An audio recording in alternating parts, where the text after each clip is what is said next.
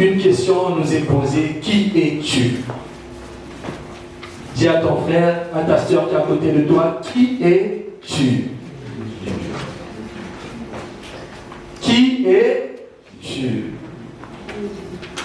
C'est dans Jean 9. Nous allons aller étape en étape parce que c'est un long chapitre, mais le Seigneur nous donnera le temps aussi de finir. Alléluia. On va prendre les 7 premiers versets. Jean chapitre 9 du verset 1 au verset 7 du nom du Seigneur.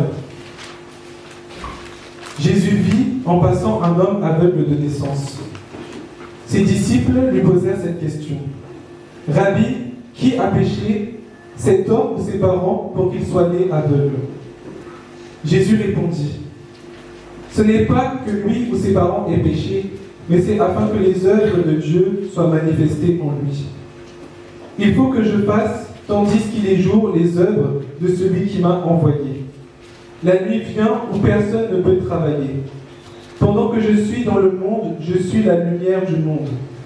Après avoir dit cela, il cracha à terre et fit de la boue avec sa salive. Puis il appliqua cette boue sur les yeux de l'aveugle et lui dit, « Va et lave-toi au réservoir de Siloé, nom qui signifie envoyé. » Il y alla, se lava et s'en retourna voyant clair. Amen. Pour l'instant, on s'arrête là, on va continuer au fur et à mesure. Dans ce chapitre, vous remarquerez une chose, il y a beaucoup de moments qui se passent dans ce chapitre. Il y a chaque chose en son temps, comme on nous dit dans la Bible, mais c'est un chapitre qui est riche, qu'on avait fait à une époque à la cellule.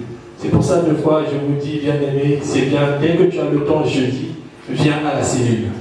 Parce que nous apprenons énormément et nous sommes enseignés aussi. Et dans cette parole, chacun a son attitude, chacun a sa position. Alléluia. Chacun a son attitude, sa position face à Jésus. Premièrement, la première des choses que nous remarquons dans ce texte, lorsque nous le lisons, c'est les disciples. Alléluia. Les disciples vont poser une question à Jésus.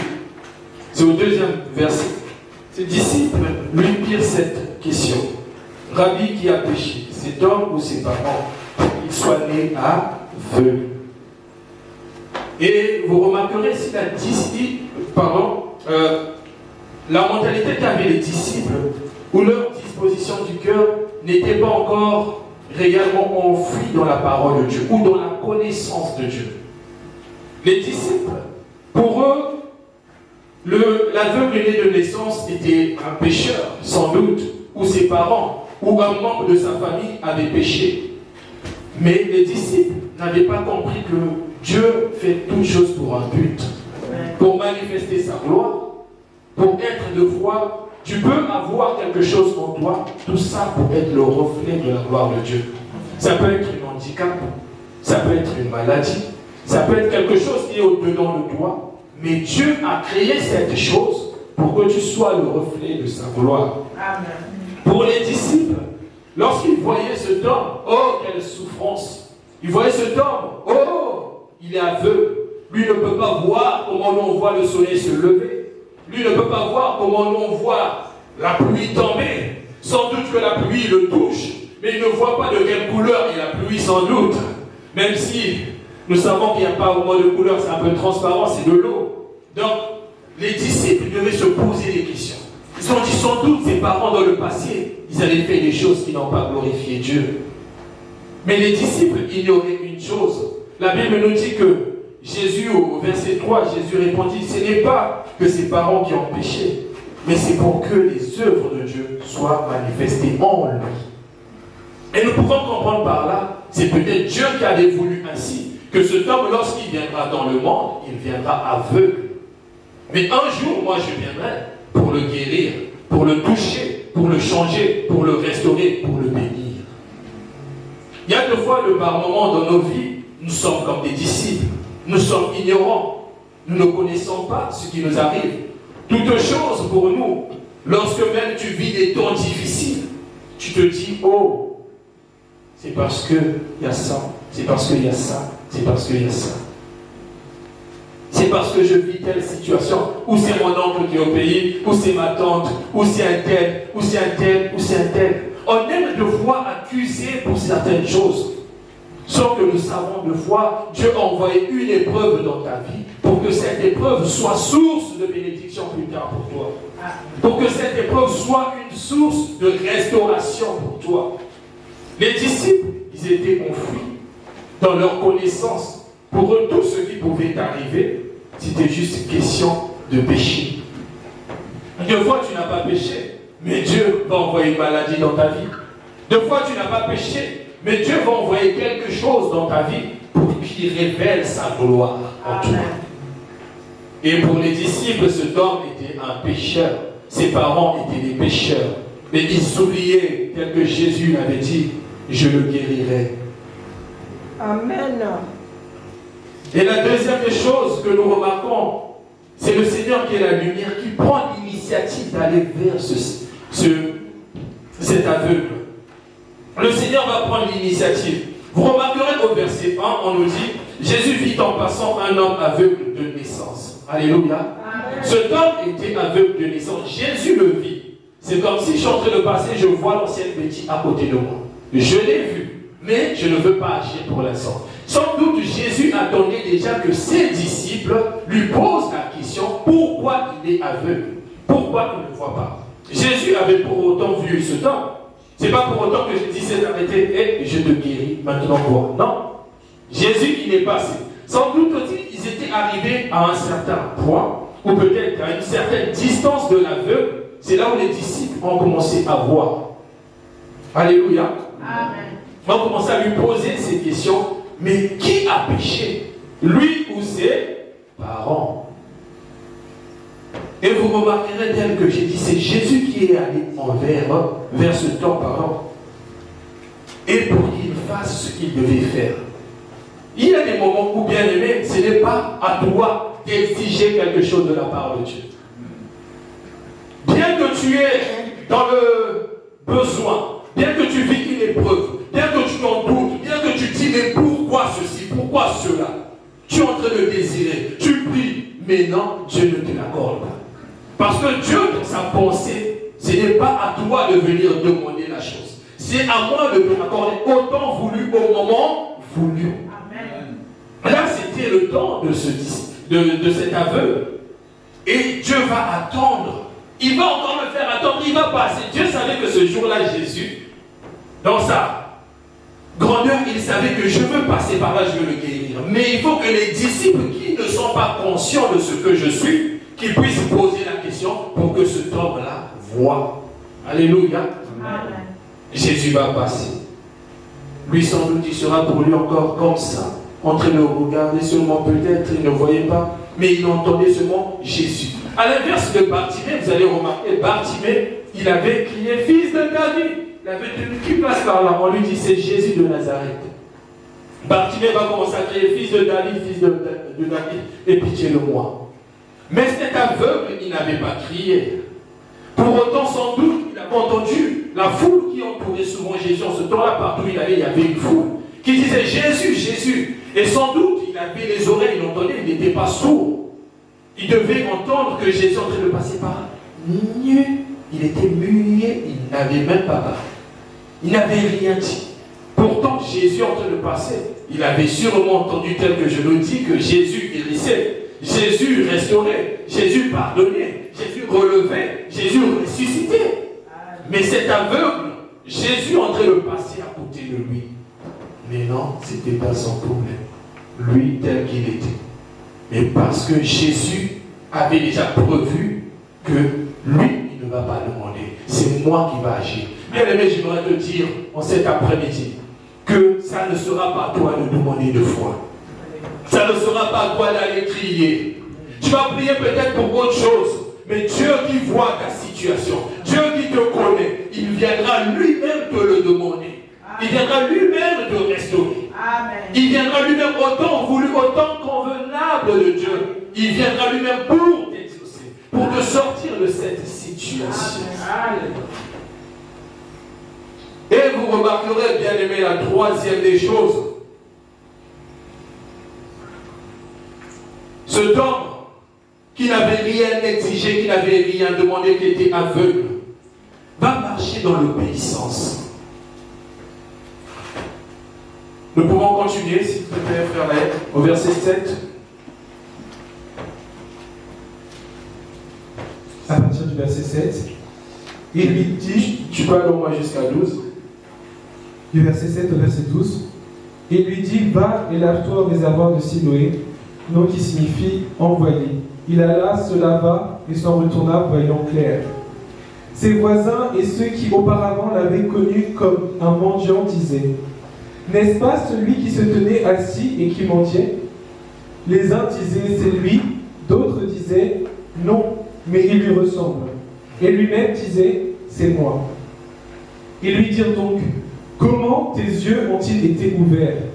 Il répondit, l'homme qu'on appelle Jésus a fait de la boue, a oint mes yeux et m'a dit, va au réservoir de Siloé et lave-toi. J'y suis allé, je me suis lavé et j'ai pu voir. Ils lui dirent, où est cet homme? Il répondit, je ne sais. Amen, merci. Amen. Cet homme, par obéissance, lorsque Jésus va mettre de la boue sur ses yeux, va lui dire, va au réservoir de Siloé.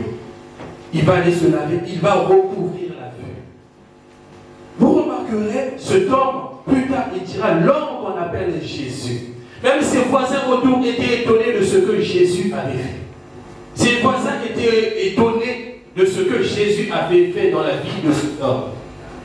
Il n'avait pas de connaissance particulière sur la personne de Jésus. Lui, par obéissance seulement, et ce matin, lorsqu'on nous a parlé du cœur qui plaît à Dieu, on a pris le cas d'Abraham. Par obéissance, à l'aveugle, il est parti, il a quitté sa patrie. Cet homme, lorsque Jésus était passé, comme on le disait, il n'avait pas dit fils de David, et puis il n'avait rien dit. Mais là, par obéissance seulement, il va aller. Il ne savait même pas s'il allait recouvrir la vue. Il ne savait même pas s'il allait voir ce que les autres pouvaient voir. Mais tout simplement, il va y aller. Il va obéir. Il va aller au réservoir de Siloé. Et même ses voisins commencent à dire, oh, ce n'est pas lui qui ne voyait pas. Ce n'est pas un tel. Bien-aimé, j'aimerais te dire, en cette fin d'année, lorsque Dieu va faire quelque chose pour toi, les gens seraient étonnés. Amen. Les gens seraient étonnés de voir ce que Dieu a fait dans ta vie. Eux-mêmes, ils viendront même se douter de ce qui s'est passé. Ils voient vraiment la réalité, la chose que Dieu a fait, mais il sera incrédule par rapport au miracle de Dieu.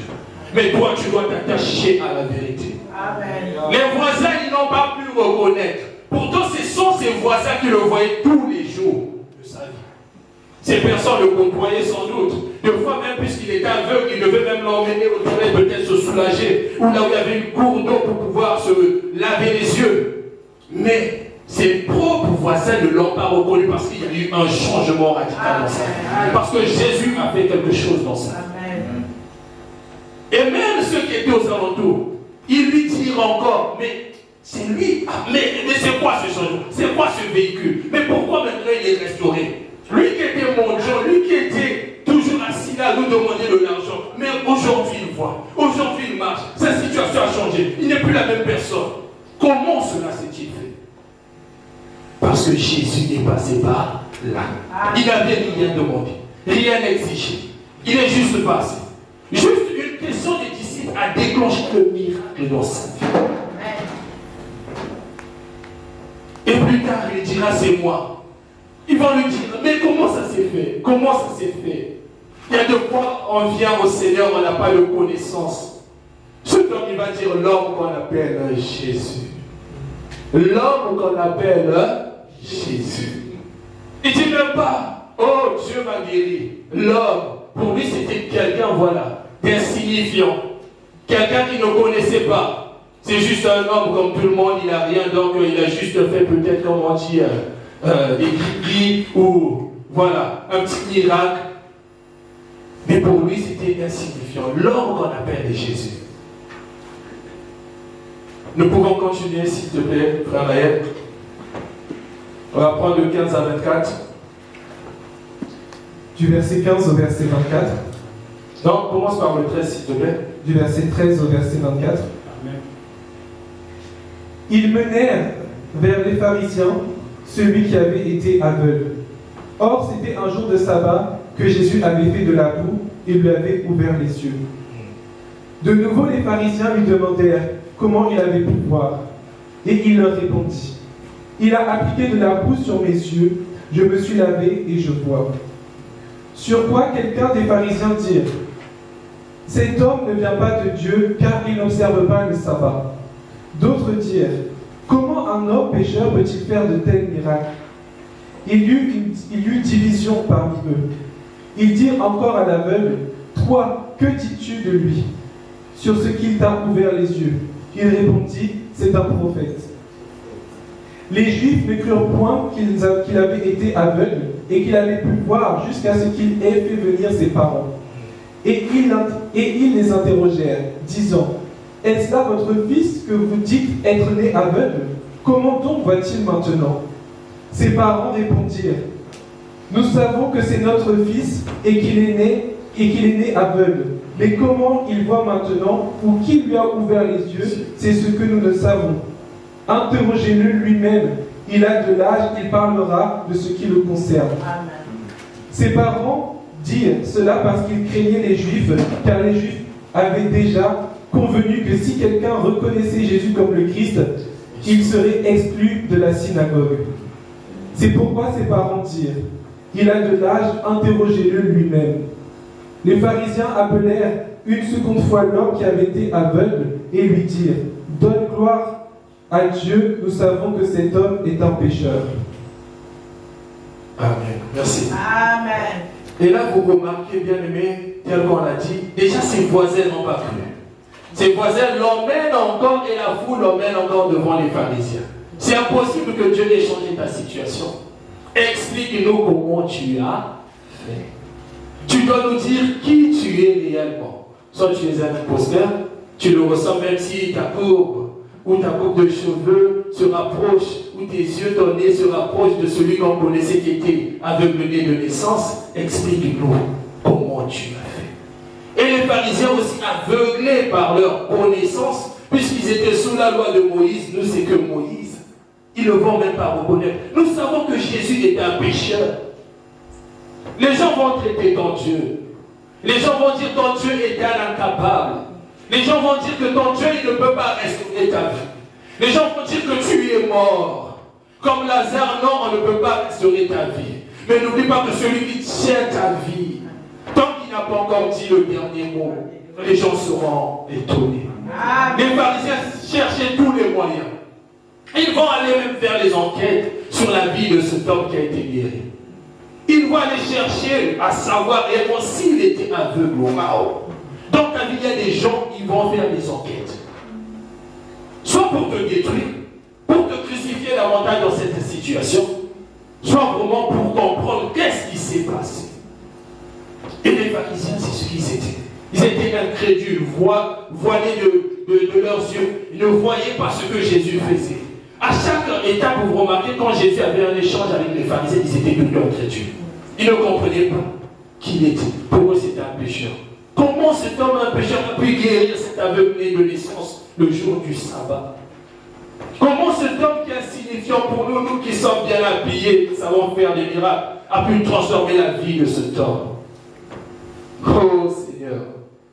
Et le pire encore, ce qui se passe dans ce chapitre, c'est le cas des parents. Les parents connaissaient que leur fils était aveugle. Il y a des moments dans ta vie, Dieu va faire quelque chose. Ta famille sait que tu as souffert de par cette chose. Mais ils vont refuser à confirmer que Jésus est Seigneur. Tout simplement pour sortir. Parce qu'ils ont peur qu'on les jette des pierres. Ou parce qu'ils ont peur de sortir de leur zone de confort. Ou qu'on commence à aller. Là, les parents, ils avaient peur d'être bannis de la synagogue. Alors que Jésus avait guéri leur enfant. D'autres parents vont sauter. Moi, aujourd'hui, Dieu fait un miracle dans ma vie pour mon enfant. Sans doute, ils avaient dépensé tout l'argent. Ils n'avaient plus rien. Et ils ont mis l'enfant au dehors. Va te débrouiller maintenant par toi-même. Tout ce que nous avons eu durant notre vie, notre gain de pain a été dépensé pour ta restauration, pour ta guérison. Mais tu ne peux pas. Et pourtant, il a avait les parents. Et une question encore, je me pose, qui m'est venue à l'instant. Comment il s'est retrouvé à la rue? Ça veut dire que les parents ne prenaient plus soin de lui. Ça veut dire que les parents l'avaient mis de côté. Ça veut dire que les parents avaient négligé leur enfant. Tu t'imagines qu'un enfant aveugle qui ne voit pas, qui a besoin d'aide au quotidien, toi tu le prends, tu le mets là-bas. Cet homme-là, son cas était tellement désespéré, c'est pour ça même quand Jésus va passer, il ne va même pas crier, il va seulement rester là. Il a fallu que les disciples posent une question. Qui a péché, Seigneur? Oh. Et Jésus, dans son humanité, dans ce qu'il était, dans sa souveraineté, savait que cette question fallait qu'elle déclenche le miracle de cet homme. Qu'elle déclenche ton miracle aujourd'hui. Toi qui es encore aveugle, voilé par certaines choses, je t'annonce que ton changement est en train d'arriver. Mais seulement que tu dois croire, rentrer dans la présence de Dieu. Même lorsque tes parents refuseront à suivre la vérité, parce qu'ils aiment leur gros confort, ou leur confort qu'ils avaient en ce temps-là, ils ont refusé à accepter leur enfant. Leur enfant qui s'est retrouvé à la rue. Oh Jésus. Nous pouvons continuer, s'il te plaît, la suite. Verset 25. Il répondit, s'il est un pécheur, je ne sais pas. Je sais une chose, c'est que j'étais aveugle et que maintenant je vois. Alléluia. Ils lui dirent, que t'a-t-il fait? Comment t'a-t-il ouvert les yeux? Il leur répondit, je vous l'ai déjà dit et vous n'avez pas écouté. Pourquoi voulez-vous l'entendre encore? Voulez-vous aussi devenir ses disciples? Ils l'injurièrent et dirent, c'est toi qui es son disciple. Nous, nous sommes disciples de Moïse. Nous savons que Dieu a parlé à Moïse, mais celui-ci, nous ne savons pas d'où il est. Cet homme leur répondit, il est étonnant que vous ne sachiez d'où il est, et cependant il m'a ouvert les yeux.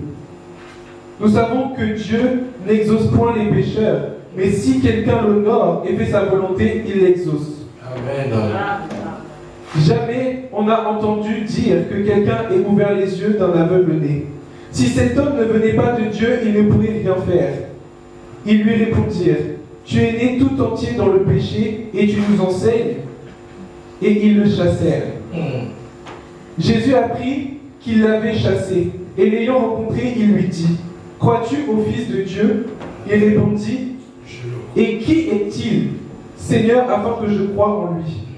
Tu l'as vu, lui dit Jésus, et celui qui te parle, c'est lui. Alléluia. Et il dit, je crois, Seigneur, et il l'adora. Puis Jésus dit, je suis venu dans ce monde pour un jugement, pour que ceux qui ne voient point voient, et que ceux qui voient deviennent aveugles. Quelques pharisiens qui étaient avec lui, ayant entendu ces paroles, lui dirent, nous aussi, nous sommes aveugles. Jésus lui répondit, si vous étiez aveugles, vous n'auriez pas de péché. Mais maintenant, vous dites, nous voyons. C'est pour cela que votre péché subsiste. Amen. Merci, frère. Et vous remarquerez, bien aimé, cet homme qui n'avait pas de connaissance de Dieu. Ils vont encore le poser la question. Je vous ai dit, une enquête s'était faite dans cette histoire. C'est dommage que vous ne veniez pas à la cellule. C'était une belle enseignement qu'on avait fait. Bien aimé, ils vont lui poser encore la question pour la deuxième fois. Il va dire c'est un prophète. Vous voyez la progression de sa foi ou de sa croissance. Au départ, il avait dit quoi? C'était Alléluia. Amen. Au départ, il avait dit l'homme qu'on appelle Jésus a craché, a fait de la boue, me l'a mis sur les yeux, j'ai pu voir. Alléluia. Et là, il est en train de dire c'est sûrement un prophète. Vous aussi, vous voulez devenir ses disciples. Même là, il leur propose à commencer à croire au miracle qu'ils voyaient. Mais ils refusaient par l'endurcissement de leur cœur. Bien-aimé, j'aimerais te dire, cette année, il y a des choses peut-être que tu ignores dans ta progression avec Dieu. Dieu veut t'emmener encore plus loin. Toi qui le vois seulement comme un simple homme, Quand on l'a crucifié à la croix, oh, il est venu en tant qu'homme, il s'est donné pour moi. Et aujourd'hui, il est au ciel. Non, j'aimerais te dire, tu dois monter. Amen. Cet homme, il n'avait pas de connaissance de Dieu. Il ne connaissait pas qui il était. Là, il dit, c'est un prophète. Et ça va déclencher la colère des pharisiens qui vont le chasser. Les parents l'ont abandonné. Et ceux qui étaient, entre autres, des membres, je vais prendre un exemple, des membres de l'église qui devaient encore le reconforter, qui devaient encore lui dire, oui, la parole de Dieu dit ça. Il le chasse encore pour la deuxième fois. Il a fallu que le Seigneur ait appris qu'on l'avait chassé pour que le Seigneur se rapproche de lui. Il dit, crois-tu au Fils de Dieu? Et c'est là où il va dire, je le crois Seigneur. Il a commencé par l'ordre, le prophète, et il vient dire, tu es Seigneur. Alléluia. Tu es celui, même quand les hommes m'abandonnent, même quand ma situation me dépasse, même lorsque je ne peux plus, toi tu ne m'abandonnes pas. Toi tu changes ma situation. Lui qui est aveugle, lui qui n'avait rien demandé, rien exigé. Jésus, lorsqu'il vient le rencontrer, il change totalement de niveau. Il change totalement de progression. Lui qui était ignorant, il devient un homme qui croit au Seigneur et Seigneur, celui qui fait des miracles. Amen. Bien-aimé, il est temps que tu passes à notre niveau. Amen. Si tu ne voyais pas, il est temps que tu vois. Amen. Si tu n'entendais pas, il est temps que tu entends. Amen. Même lorsque tes parents vont te renier, pour la deuxième fois, ils l'ont renié. Là maintenant, l'enfant, vous voyez, l'enfant pouvait être autonome par ses propres mouvements.